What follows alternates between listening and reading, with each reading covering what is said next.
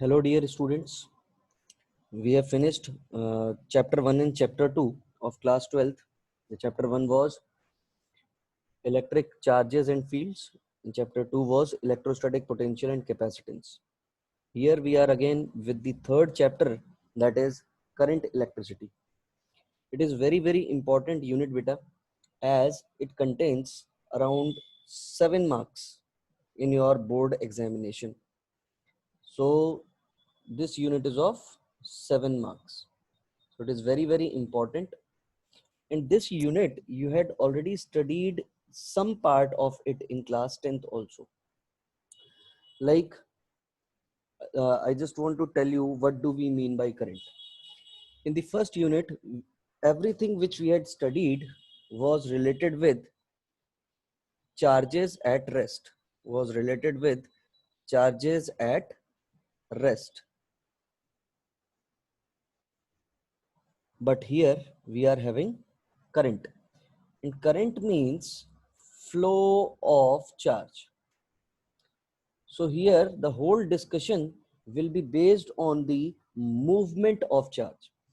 Current is developed only when there is a flow of charge. Without the flow of charge, you will not be able to gain current.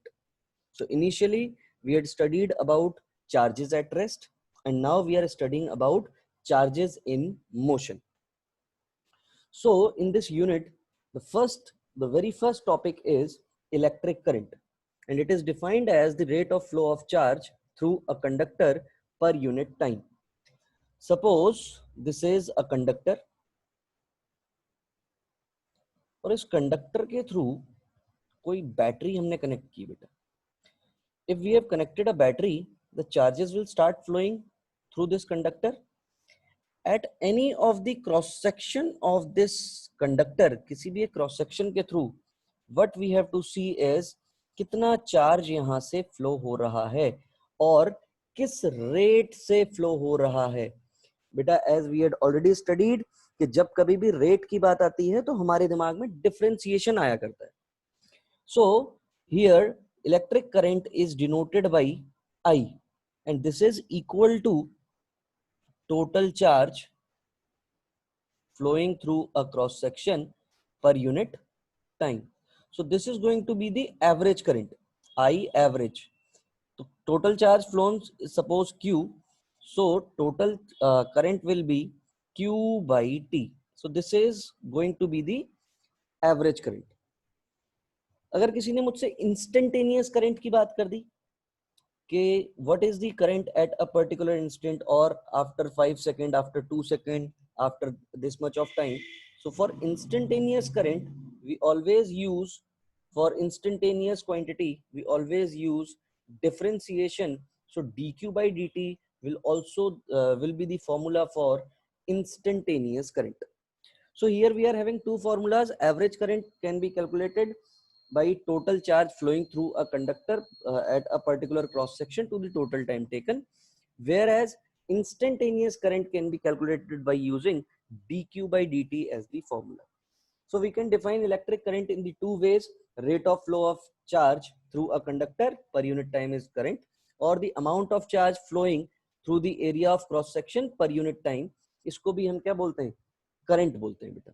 तो किसी भी cross section के about हमें क्या calculate करना पड़ेगा कि कितना चार्ज फ्लो हुआ. अब अगर हम चार्ज की बात करें तो we already know charge quantized रहता है, यानी कि Ne by T. This can also be the formula for current. Ne is the quantization of charge, कि जो भी हमारा चार्ज रहेगा वो इलेक्ट्रॉन के इंटीग्रल मल्टीपल में रहता है, तो हम इसको Ne by T भी लिख सकते हैं. तो हमें ये तो समझ में आ गया कि करंट का मतलब ये है कि हमें चार्ज को फ्लो कराना पड़ेगा, चार्ज को मूव कराना पड़ेगा. अब दो तरीके के करंट हुआ करते हैं बेटा. एक होता है जिसको हम बोलते हैं कन्वेंशनल करंट, और दूसरा होता है हमारा इलेक्ट्रॉनिक करंट. कन्वेंशनल करंट क्या है? कन्वेंशनल करंट जो हम अज्यूम करेंगे अपनी साइड से, हम जब कभी भी आप कोई करंट का फ्लो कराएंगे तो हम अपनी तरफ से एक कन्वेंशन लेते हैं. क्या कन्वेंशन लेते हैं बेटा? तो दो तरीके के करंट होते हैं, एक होता है कन्वेंशनल करंट और दूसरा होता है इलेक्ट्रॉनिक करंट. कन्वेंशनल करंट का मतलब है कि जो भी आपका कंडक्टर है इस कंडक्टर में जिस भी डायरेक्शन में आपका पॉजिटिव चार्ज फ्लो हो रहा होगा, पॉजिटिव चार्ज फ्लो हो रहा होगा, this will be the conventional direction of current, और we can say conventional current. तो पॉजिटिव चार्ज का जिस भी डायरेक्शन में फ्लो हो रहा होगा कंडक्टर के थ्रू, वो डायरेक्शन हम कन्वेंशनल डायरेक्शन, मतलब उसको हम हमेशा अज्यूम करेंगे कि हमारे लिए करंट किस डायरेक्शन में फ्लो हो रहा है, जिस डायरेक्शन में भी हमारा पॉजिटिव चार्ज फ्लो होकर मूव करता है बेटा, that is called conventional current. What do we mean by electronic current? Obvious सी बात है बेटा, अगर पॉजिटिव चार्ज मेरा एक पर्टिकुलर डायरेक्शन में फ्लो कर रहा है, तो जो भी मेरे इलेक्ट्रॉन्स होंगे, वो इलेक्ट्रॉन्स मेरे क्या करेंगे, उसके अपोजिट डायरेक्शन में फ्लो करेंगे। और अगर ये अपोजिट डायरेक्शन में फ्लो करेंगे, तो इसी करंट को हम बोलते हैं बेटा electronic current. This current is not used in numericals because what is the conventional direction of current? जिस भी डायरेक्शन में हमारा पॉजिटिव चार्ज फ्लो होता है, that is called the conventional current, और the direction of flow of positive charge is called conventional direction of flow of current। तो ये दो तरीके के हमारे पास करंट हुआ करते हैं बेटा। अब इंपॉर्टेंट बात ये है कि करंट कैसी क्वांटिटी है, स्केलर है या वेक्टर है?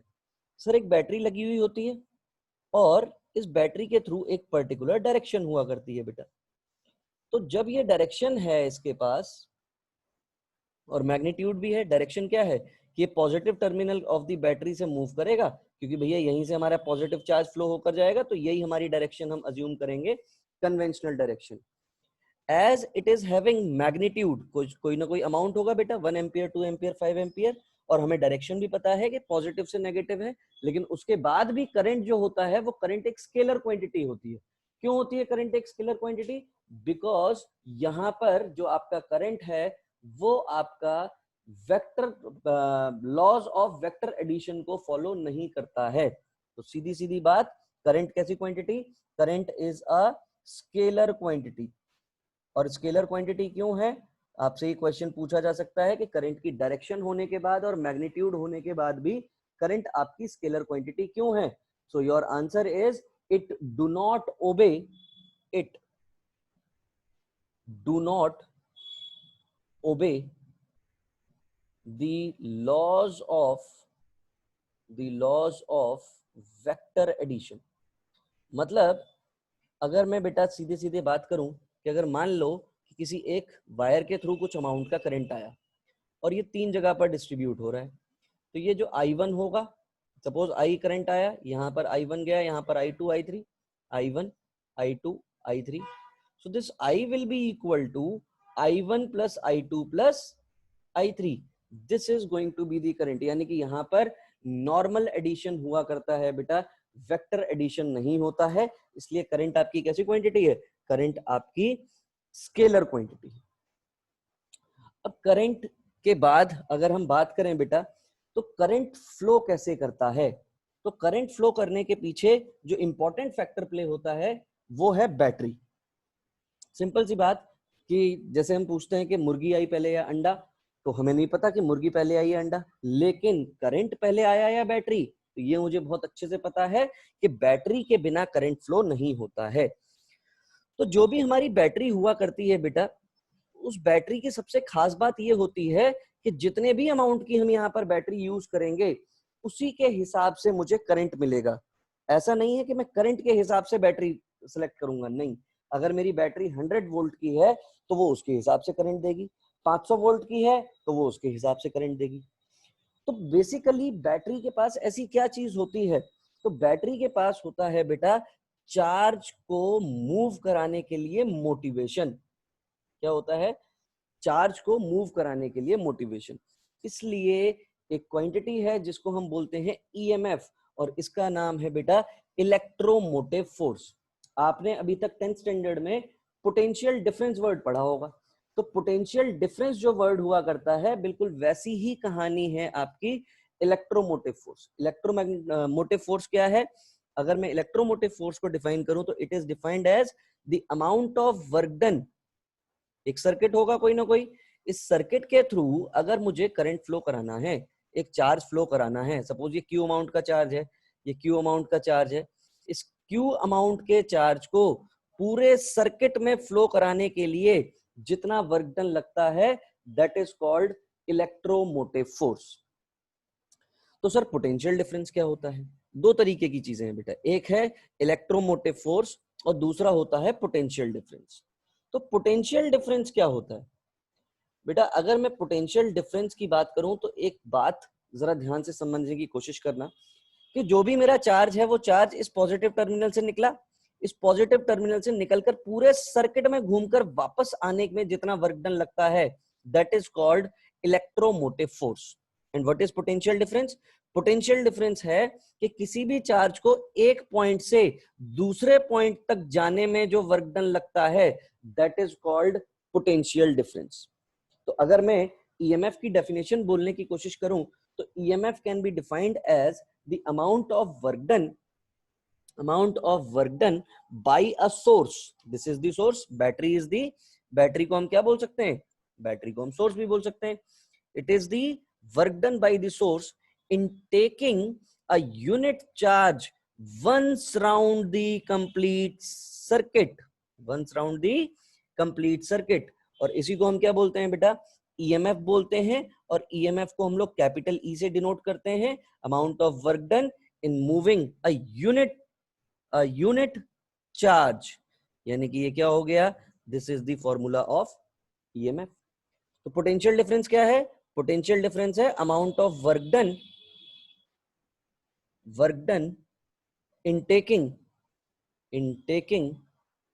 a unit positive charge or unit charge from one point of the circuit to another, एक पॉइंट से दूसरे पॉइंट तक। वो पॉइंट कोई भी हो सकता है बेटा, यहां से ये वाला पॉइंट हो सकता है कि मैं 2 रेजिस्टेंसेस को पार कराकर मैं चार्ज को लेकर जाऊं, मैं 3 रेजिस्टेंसेस को पार कराकर। तो जो भी पोटेंशियल डिफरेंस हो सकते हैं, पोटेंशियल डिफरेंस किसी भी सर्किट में इनफाइनाइट हो सकते हैं।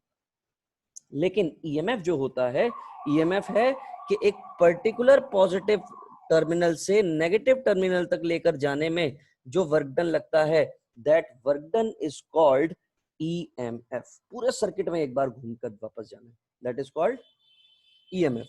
कहने का मतलब ये, एक टीचर है तो टीचर जब स्कूल जाता है तो वो 8 पीरियड्स लेता है और उस 8 पीरियड्स में पहले पीरियड, दूसरे पीरियड, तीसरे पीरियड, ऐसी 8 पीरियड कंप्लीट एक एनर्जी है, वो पूरे टाइम वर्क कर रहा होता है बेटा। इसी में अगर जब पहला पीरियड खत्म करेगा तो कुछ ना कुछ एनर्जी लॉस होगा, यानी कि उसने कुछ ना कुछ वर्क डन किया। वो पहले पीरियड में जो वर्क डन हुआ बेटा that is called potential difference. अब कोई बोले दूसरा पीरियड भी ले लिया सर आपने, तो पहले और दूसरे पीरियड में जो भी आपका वर्क डन हुआ है, 2 पीरियड का मिलाकर वर्क डन हुआ, वो भी आपका पोटेंशियल डिफरेंस है। 3 पीरियड लेने के बाद तो फर्स्ट पीरियड से लेकर थर्ड पीरियड तक का जो भी वर्क डन हुआ that is also potential difference. लेकिन पहले पीरियड से, मतलब स्कूल की पहली बेल से लेकर आखिरी छुट्टी तक जितना भी वर्क डन हुआ है, मतलब एक दिन कंप्लीट हुआ, एक दिन की पढ़ाई कंप्लीट हुई, दैट इज कॉल्ड ईएमएफ। तो एक सर्किट को कंप्लीट करने में कोई भी चार्ज को घुमाना है, कहां से? Positive terminal of the battery to negative terminal of the battery, वो जो वर्क डन होता है बेटा उसी को हम क्या बोलते हैं? ईएमएफ बोलते हैं। तो भैया ईएमएफ का मतलब क्या है? ईएमएफ का मतलब तो यही है कि जो भी बैटरी होगी वो एक पर्टिकुलर अमाउंट का काम कर सकती है, उससे ज्यादा का काम नहीं कर सकती। कहने का मतलब ये है कि मेरे को एक 12 वोल्ट की बैटरी मिली, मैंने उसको पंखे से लगा दिया, तो ये जरूरी थोड़ी है कि वो पंखे को चला पाए। उसके पास जितनी वर्क डन वो कर पाएगी वो 12 वोल्ट के हिसाब से ही वर्क डन कर पाएगी। ये जरूरी नहीं है कि वो पंखा चला दे। तो ईएमएफ एक ऑलरेडी सेट वैल्यू है। आप कभी भी देखते हैं बेटा, बैटरी खरीदने जाते हैं तो उसके ऊपर लिखा होता है 9 वोल्ट, 12 वोल्ट। वो 9 और 12 वोल्ट जब लिखा है, आपको स्पेसिफाइड है कि 12 वोल्ट से ज्यादा का काम नहीं करेगी। तो वो जो 12 वोल्ट जो लिखा है दैट इज योर ईएमएफ, उसी को हम क्या बोलते हैं? ईएमएफ। वो उससे ज्यादा काम नहीं करेगी। मतलब आप किसी भी सर्किट में लगाएंगे और उस सर्किट के थ्रू चार्ज को फ्लो कराने के लिए अगर 12 वोल्ट से ज्यादा का वर्क डन लगेगा, 15 वोल्ट का लगेगा, तो वो बैटरी वो काम नहीं कर पाएगी। तो वो मैक्सिमम अमाउंट का वर्क डन है किसी भी सर्किट में के थ्रू चार्ज को क्या करा सके, हम फ्लो करा सके। तो ईएमएफ क्या है? ईएमएफ है पूरे एक चार्ज को उठाना है और पूरे सर्किट में एक बार घुमा देना है। पोटेंशियल डिफरेंस क्या है? एक पॉइंट से दूसरे पॉइंट तक लेकर जाने में जो वर्क होता है बेटा, that is called potential difference. तो इन दोनों के बहुत ही, इसका नाम इलेक्ट्रोमोटिव फोर्स क्यों है? बिकॉज इट मोटिवेट्स, ऐसा कहते हैं कि it motivates the charge particle, charge to flow. ये अगर नहीं होगी भैया, बैटरी नहीं होगी, तो मोटिवेट कौन करेगा? चार्ज हमारा फ्लो ही नहीं करेगा, चार्ज हमारा रेस्ट पर रहेगा।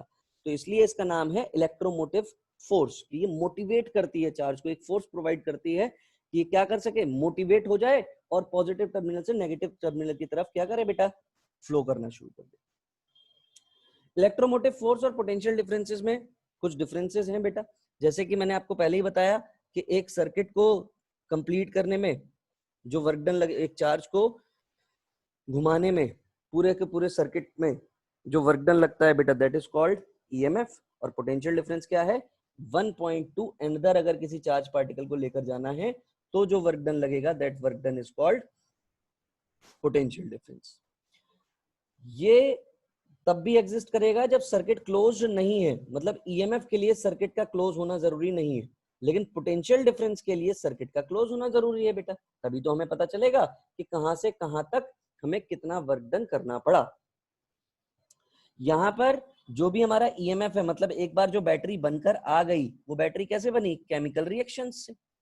तो यहां पर जो हमारा ओरिजिन है, जो बैटरी का ओरिजिन है, वो नॉन इलेक्ट्रोस्टैटिक ओरिजिन है, मतलब यहाँ पर इलेक्ट्रोस्टैटिक की कोई कहानी नहीं है। ये केमिस्ट्री वाले सर लोग जो होते हैं, जो केमिस्ट्री की पढ़ाई करते हैं, वो लोग हमें ईएमएफ बनाकर देते हैं, मतलब एक पर्टिकुलर अमाउंट की बैटरी बनाकर देते हैं, जिसके हिसाब से मेरा चार्ज पूरे के पूरे सर्किट में क्या कर रहा होता है बेटा, घूम रहा होता है। तो ईएमएफ का क्या है? नॉन इलेक्ट्रोस्टैटिक ओरिजिन है। लेकिन पोटेंशियल डिफरेंस का क्या है? इलेक्ट्रोस्टैटिक ओरिजिन है, कि जब तक हायर पोटेंशियल से लोअर पोटेंशियल तक आपको जाने का मौका ना मिले, तब तक आपका चार्ज उस पर्टिकुलर डायरेक्शन में फ्लो नहीं करेगा। तो सिंपल सी बात यह है कि जो भी आपका पोटेंशियल डिफरेंस होता है, उसका कैसा ओरिजिन है? इलेक्ट्रोस्टैटिक ओरिजिन है। एक इलेक्ट्रिक फील्ड सेटअप होगी और उस इलेक्ट्रिक फील्ड की वजह से ही आपका चार्ज एक पॉइंट से दूसरे पॉइंट पर क्या करेगा बेटा, फ्लो करेगा। तो ईएमएफ क्या है? ईएमएफ कॉज है कि जैसे ही आपने बैटरी लगाई, मतलब नॉर्मली जो बैटरी में खरीद के लाया बिल्कुल नई बैटरी, वो ईएमएफ है। उसको सर्किट में लगा दिया तो वही ईएमएफ अब पोटेंशियल डिफरेंस में कन्वर्ट हो गया, मतलब वो क्या हो गया बेटा, इफेक्ट हो गया। जितने भी पोटेंशियल डिफरेंसेस मिलेंगे वो सब के सब का सम कर देंगे तो वो ईएमएफ के बराबर होंगे। जैसे मान लो ये एक रेजिस्टेंस, ये दूसरा रेजिस्टेंस, ये तीसरा रेजिस्टेंस, इसके across potential difference suppose V1, इसके अक्रॉस V2, इसके अक्रॉस V3, और ये हमारी जो बैटरी लगी हुई थी, सपोज इसका ईएमएफ है E, तो ये जो E होगा, this E will be equal to E1 plus E2 plus E3, और भी अगर यहाँ पर रेजिस्टेंसेस लगे हुए होते बेटा, उन सबके सम के बराबर होगा कौन? हमारा ईएमएफ। तो पोटेंशियल डिफरेंस जो है, पोटेंशियल डिफरेंस से ईएमएफ हमेशा बड़ा होगा। मतलब मैं क्या बोल सकता हूँ, EMF is always greater than और इक्वल टू पोटेंशियल डिफरेंस। और पोटेंशियल डिफरेंस क्या होगा? पोटेंशियल डिफरेंस हमेशा छोटा होगा। जो भी आपकी बैटरी है, जो आपको बैटरी मिली, वो एक्सटर्नल रेजिस्टेंस के ऊपर डिपेंड नहीं करती है। मतलब भाई मेरा मन, मेरी मर्जी में उस बैटरी को पंखे से लगाऊं, मैं उस बैटरी को ट्रेन के क्रॉस लगाऊं, मैं उस बैटरी को अपनी बाइक के क्रॉस लगाऊं, मेरी मर्जी है। तो सिंपल सी बात है, ईएमएफ जो है वो एक्सटर्नल रेजिस्टेंस के ऊपर डिपेंड नहीं करता है कि बैटरी का एक्सटर्नल उसको आप किस रेजिस्टेंस के अक्रॉस लगा रहे हैं या किस कंपोनेंट के अक्रॉस लगा रहे हैं। बेटा ये जो भी हमारे अप्लायंसेस चल रहे होते हैं, फिजिक्स की भाषा में ये सब के सब रेजिस्टेंस है। पंखा, फ्रिज, एसी, कूलर, जो भी आपकी चीजें हैं वो सारी की सारी क्या है बेटा, रेजिस्टेंसेस है। तो जो भी आपका एक्सटर्नल रेजिस्टेंस है उसके ऊपर डिपेंड नहीं करता है कौन? ईएमएफ। लेकिन पोटेंशियल डिफरेंस आपके जो भी रेजिस्टेंसेस लगे होंगे बेटा उसके ऊपर डिपेंड करेगा। क्यों? क्योंकि आपको वो 2 पॉइंट के क्रॉस क्या देखना होगा कि कितने का ड्रॉप हो गया, मतलब एक रेजिस्टेंस को क्रॉस करने में उसको कितनी मेहनत लगी। 2 वोल्ट लगा, 10 वोल्ट लगा, तो वो चीज हमें कैसे पता चलेगी? जब तक हमारे पास एक्सटर्नल रेजिस्टेंस नहीं होगा तो हमें नहीं पता चलेगा। तो ये कुछ डिफरेंसेस थे बेटा। तो ईएमएफ एक तरीके से पोटेंशियल डिफरेंस ही है, लेकिन ईएमएफ से बड़ा कुछ नहीं है। मतलब जो बैटरी है, बैटरी के पास जो ईएमएफ आया है वो सबसे बड़ी चीज है, वही वर्क डन करती है। एक पॉजिटिव टर्मिनल से चार्ज को उठाएगी और चार्ज को उठाकर कहाँ लेकर जाएगी बेटा? बिल्कुल एक राउंड कंप्लीट कराने में जो वर्क डन लगेगा, किसको? यूनिट चार्ज को, उसी को हम क्या बोलते हैं, ईएमएफ बोलते हैं। तो पोटेंशियल डिफरेंस का भी फॉर्मूला W/Q है और आपके ईएमएफ का फॉर्मूला भी W/Q है, लेकिन ये वर्क डन कौन सा है, once round the complete circuit, और ये वाला वर्क डन कौन सा है, ये वाला वर्क डन है एक पॉइंट से दूसरे पॉइंट तक लेकर जाने में जो वर्क लगेगा, that is your potential difference. आगे की अगर हम कहानी की बात करें बेटा, तो अब सिंपल सी बात हमें पता चल गया कि पोटेंशियल डिफरेंस के बिना करंट नहीं फ्लो होगा। तो ओम्स ने क्या बताया, ओम्स ने बोला कि जो भी करंट फ्लो करता है, भाई बैटरी के हिसाब से करंट फ्लो करेगा, तो ओम्स ने क्या बोला कि जब टेम्परेचर और अदर कंडीशंस आपकी अनचेंज रहेंगी, तो जो भी आपका करंट है वो current directly proportional to the potential difference होगा। मतलब V is directly proportional to I होगा। तो प्रोपोर्शनलिटी के साइन को हटाने के लिए कांस्टेंट आएगा, and that constant is R, और इसी R को हम क्या बोलते हैं बेटा, इसी R को हम रेजिस्टेंस बोलते हैं। तो रेजिस्टेंस क्या होता है सर, इसको I directly proportional to V क्यों नहीं लिखते हैं बेटा, क्योंकि हमें यहाँ पर जो कांस्टेंट चाहिए वो कांस्टेंट हमें रेजिस्टेंस चाहिए। और रेजिस्टेंस क्या हुआ करता है, रेजिस्टेंस वो ऑब्स्टिकल होता है जो मेरे करंट को फ्लो करने के में क्या करता है, हिंडर करता है। यानी कि रेजिस्टेंस क्या है, तो सिंपल सी बात, it is the property of the conductor by virtue of which ये क्या करेगा, अपोज करेगा, किसका, किसको, फ्लो ऑफ चार्जेस को अपोज करेगा। तो ये प्रोपोर्शनलिटी का साइन हटाकर R लगाया, तो क्या ये रेजिस्टेंस V और I के ऊपर डिपेंड करेगा, answer is no, resistance do not depends on V and I, इनके ऊपर डिपेंड नहीं करेगा। और बेटा ये बात आप हमेशा ध्यान रखिए कि जब कभी भी आपको कोई भी इक्वेशन प्रोपोर्शनलिटी की मिलती है और कोई भी कांस्टेंट आता है, तो वो उस फॉर्मूले में प्रेजेंट जितनी भी चीजें होंगी उनके ऊपर डिपेंड नहीं करेगा, क्योंकि बिकॉज हम ये खुद ही बोल रहे हैं V directly proportional to I, तो ये R क्या बोल रहे हैं हम, this R is a constant, and if this is a constant that means it do not depends on V and I, नहीं ये V के ऊपर डिपेंड करेगा और ना ही ये I के ऊपर डिपेंड करेगा। तो रेजिस्टेंस किस चीज के ऊपर डिपेंड करता है, तो experimentally it has been determined resistance depends on length, और लेंथ के साथ कैसे डिपेंड करता है बेटा, जो भी आपका रेजिस्टेंस है वो resistance is directly proportional to length मिलती है। ये जो रेजिस्टेंस है ये एरिया ऑफ क्रॉस सेक्शन के इनवर्सली प्रोपोर्शनल होता है, और ये जो रेजिस्टेंस है ये रेजिस्टेंस आपका नेचर ऑफ द मटेरियल के ऊपर भी डिपेंड करेगा। नेचर ऑफ द मटेरियल मतलब कॉपर है तो वहां पर आपका रेजिस्टेंस अलग तरीके का होगा, अगर यही चीज स्टील का कोई वायर है, एल्यूमिनियम का वायर है, तो यहाँ पर जैसे जैसे मटेरियल होगा उसके हिसाब से आपको क्या मिल रहा होगा, रेजिस्टेंस मिल रहा होगा। तो अगर मैं इन दोनों चीजों को, फैक्टर्स को कंबाइन करूं, तो R is directly proportional to क्या हो गया, L बाई ए, फिर एक कांस्टेंट आ गया बेटा, and this constant is rho, and this rho is called resistivity, इसको हम क्या बोलते हैं, रेजिस्टिविटी बोलते हैं, and resistivity is a constant, it is the property of a material, यही nature of the material define करेगा। तो rho defines the nature of the material, nature of the material, ये रो डिफाइन करेगा। तो resistivity को हम represent किससे करेंगे बेटा, रेजिस्टिविटी को हम रो से रिप्रेजेंट करते हैं, ऑलरेडी आपने 10th स्टैंडर्ड में बेटा पढ़ा ही होगा, रेजिस्टेंस को R से और रेजिस्टिविटी को रो से। तो रेजिस्टिविटी क्या है, तो resistivity is the resistance of a conductor of that material having unit length and unit area of cross section. तो बेटा देखो R इज इक्वल टू क्या हो गया, रो L बाई ए, तो ये क्या बोल रहे हैं, it is that resistance of the conductor of that material having unit length, मतलब लेंथ 1 मीटर रख दीजिए और एरिया 1 मीटर स्क्वायर रख दीजिए, तो रो इज इक्वल टू किसके बराबर आ जाएगा बेटा, R के बराबर आ जाएगा। तो बेसिकली रेजिस्टिविटी क्या है, it is the resistance of a conductor of material having unit length and unit area of cross section. ये डेफिनेशन पढ़कर 1 या 2 नंबर आपको 10th स्टैंडर्ड में मिला करते थे बेटा, तो ये चीज आप ध्यान रखेंगे कि रेजिस्टिविटी क्या हुआ करती है, resistance of a conductor of that material having unit length and unit area of cross section. एक और इंपॉर्टेंट बात अगर मैं देखूं तो V और I के बीच में अगर मैं ग्राफ बनाऊं तो V इज इक्वल टू क्या है बेटा, V is equal to I R है, तो R इज इक्वल टू क्या हो जाएगा, V अपॉन I। मतलब V को अगर Y एक्सिस में बनाया है और I को अगर X एक्सिस में बनाया है तो यहां पर जो भी आप ग्राफ बनाएंगे, the slope of VI graph gives resistance. ध्यान रखेंगे बेटा, ये क्वेश्चन बोर्ड में कई बार आया है।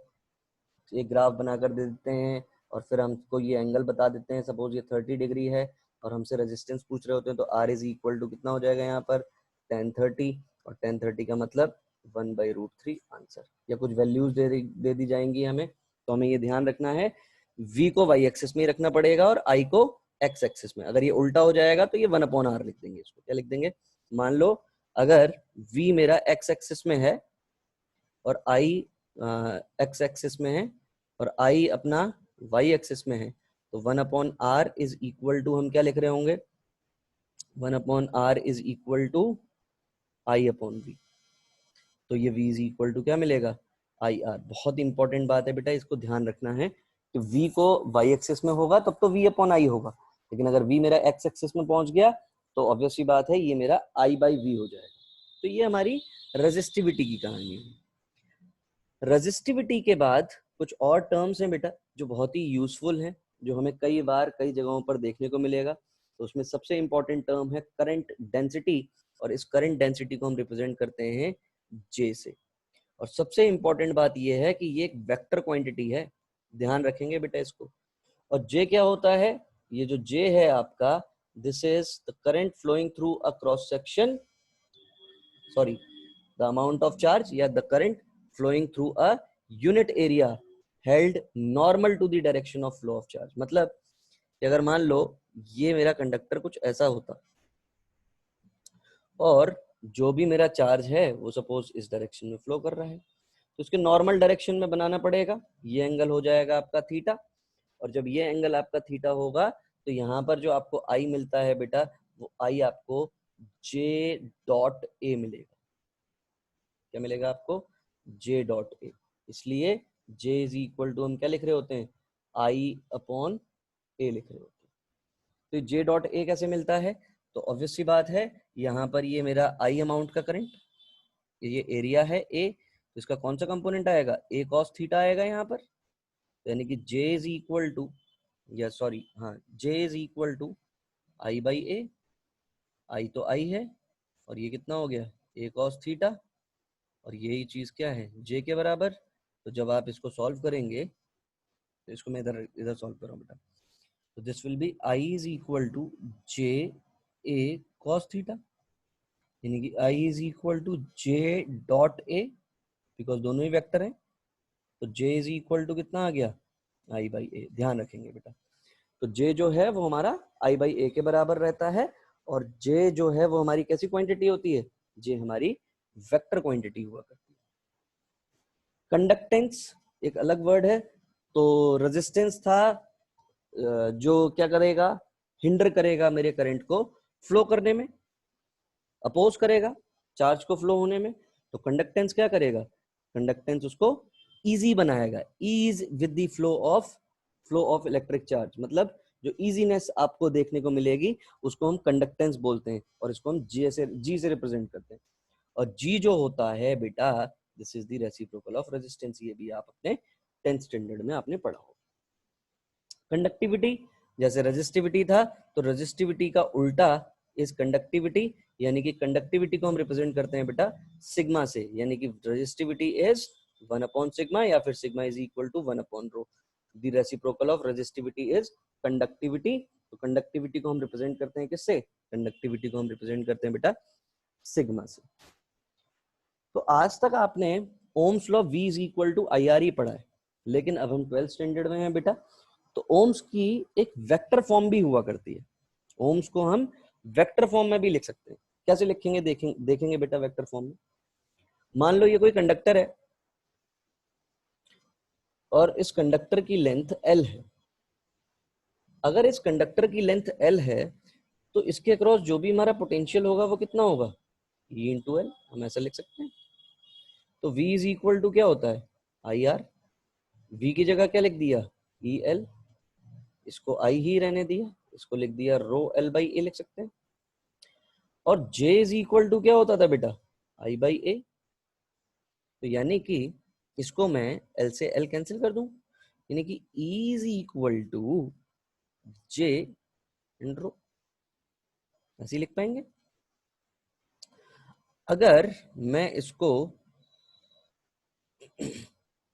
I by A is I by A becomes J, तो ये हमारा J रो हो गया।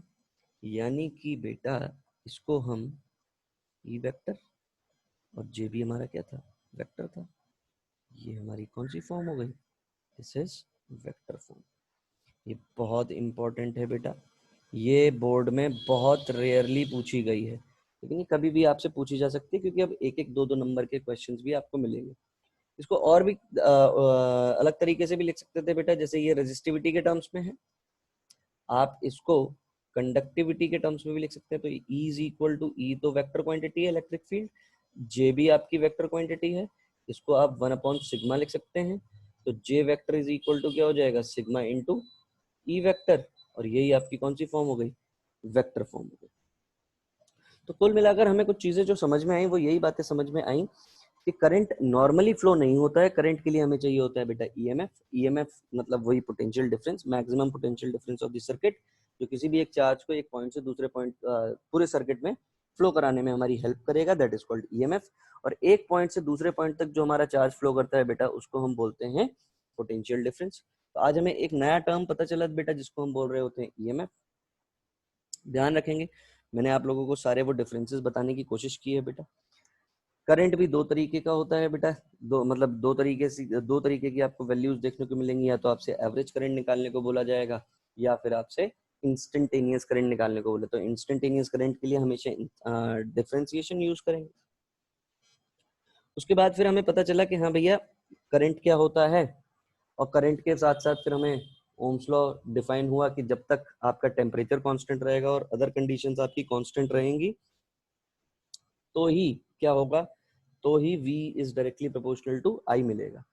तो हमें ये पता चला कि पोटेंशियल डिफरेंस कभी करंट के ऊपर डिपेंड नहीं करता है, या ईएमएफ कभी भी करंट के ऊपर डिपेंड नहीं करता, करंट हमेशा ईएमएफ के ऊपर क्या करेगा, डिपेंड करेगा।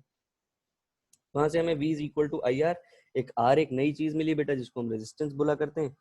तो हमें ये पता चला R जो है वो ना ही पोटेंशियल डिफरेंस के ऊपर डिपेंड करेगा, ना ही I के ऊपर डिपेंड करेगा। और ये V is equal to I R, जब मैंने फॉर्मूला देखा और मैंने ग्राफ बनाने की कोशिश करी, तो वहां पे V और I का जो ग्राफ होगा, उस ग्राफ की स्लोप मुझे रेजिस्टेंस देगी। रेजिस्टेंस जो है वो हमारा लेंथ ऑफ द कंडक्टर के ऊपर डिपेंड करता है, एरिया ऑफ क्रॉस सेक्शन के इनवर्सली प्रोपोर्शनल होता है। तो एक और नई टर्म आई, रेजिस्टिविटी। रेजिस्टिविटी के बाद फिर हमने कंडक्टिविटी पढ़ी, कंडक्टिविटी के बाद फिर कंडक्टेंस, कंडक्टेंस के बाद फिर रेजिस्टेंस। और इन सब की यूनिट तो आप लोगों को बहुत अच्छे से पता होगी बेटा।